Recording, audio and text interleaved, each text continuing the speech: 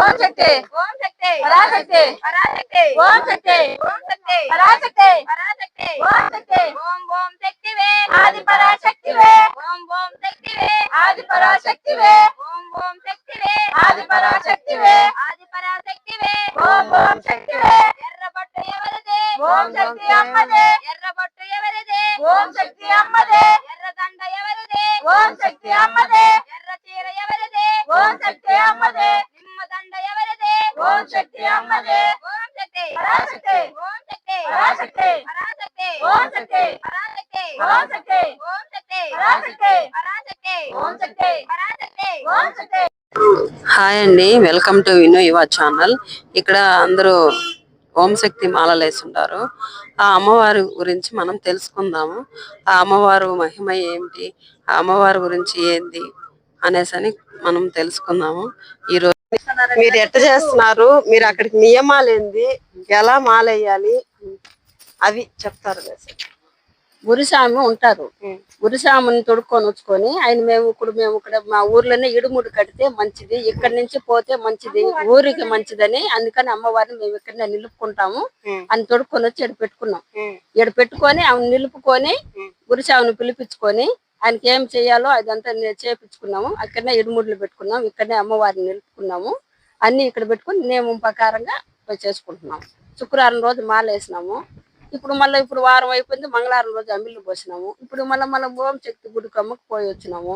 ఇప్పుడు గ్రామ దేవత మాకు మొగలమ్మ దగ్గరికి పోయి వచ్చినాము. ఇప్పుడు మళ్ళీ ఈమె ఉండదు, ఈమె దగ్గర పొంగలు పెట్టుకున్నాము. ఈ రోజు ఈమె ఆశీర్వాదం, అందరినీ ఆశీర్వాదం తీసుకొని నీ ఆశీర్వాదంతో మేము రాష్ట్రాలు తిరిగి పోతున్నాం కదా, పుణ్యక్షేత్రాలు తిరగని పోతున్నాం కదా. పోయిన చోట ఎట్టుంటుందో ఏమో మాకు తెలియదు కదా, అందుకని చెప్పుకొని పోయేస్తాం తల్లి. మీరు దగ్గరుండి మమ్మల్ని ఆశీర్వాదంతో మేము ఇల్లు వచ్చి చేరేట్టుగా చూడు అని చెప్పుకొని ఇప్పుడు మొక్కులు పోతాం. ఇప్పుడు నేరుగా బస్సు ఇప్పుడు నైట్ 10 గంటలకు వస్తుంది. అక్కడ బస్సుకు చేయాల్సినటువన్నీ చేసుకుంటాం. గుమ్మడికాయ కొడతాము, సాంబారాన్ని వేస్తాము, చుట్ల యాప మండలు కడతాము, అన్ని చేసుకొని ఓం శక్తిని తలుచుకొని ఫస్ట్ ఓం శక్తిని మొక్కుబడి చెల్లిచ్చేస్తాం.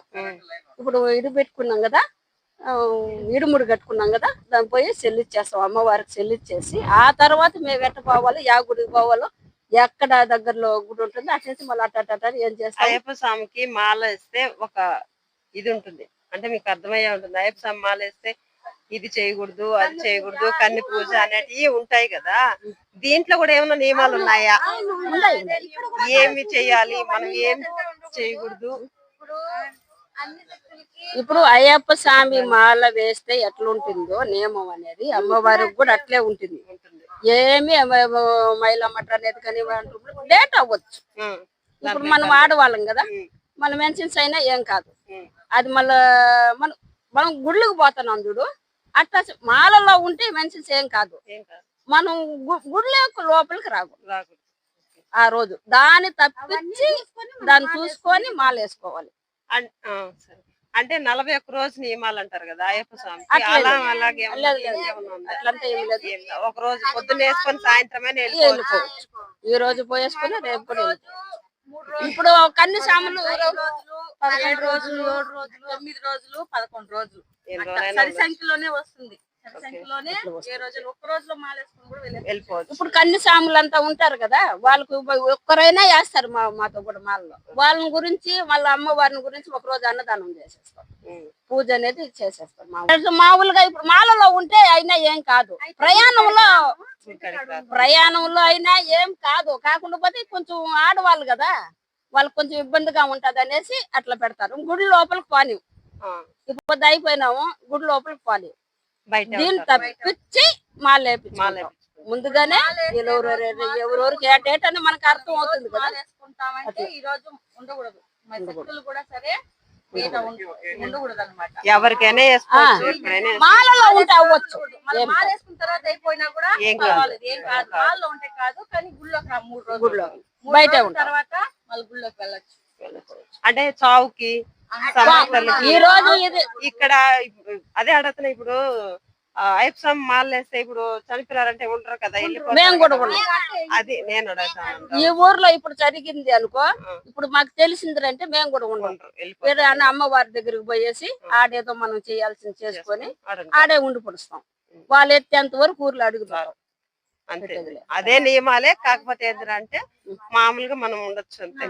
ఆడవాళ్ళం మనం లేదు,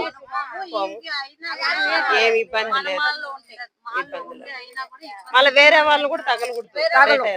తగలం. అదే 3 రోజులు బిచ్చికి సంబంధించి ఇప్పుడు ప్రసాదం ఉంది కదా, ఒక పూటే తింటాం, మధ్యాహ్నం తింటాం. ఇప్పుడు అమ్మవారికి అమ్మవారికి కూడా మేము అన్నం చేసింది ఏం చేసినా అమ్మవారికి పెడతాము. అక్కడ కరిపారు మార్చి మధ్యాహ్నం తింటాం. నైట్ లో కూడా మాటలో తినే వాళ్ళు తినేస్తారు అన్నం కూడా, ఇబ్బంది ఏం కాదు. కానీ ఫ్రెష్ గా వండుకోవాలి. ఎంగిల్ చేయకుండా తనీగా నీళ్లు పెట్టుకుంటాము. నీళ్లు కూడా తనీగానే ఉంటది, గిన్నెలో తినకూడదు, ఆకులోనే తింటాము. పేపర్ ఆకు కావచ్చు, మామూలు ఆకు కావచ్చు, పెట్టుకొని తింటాము.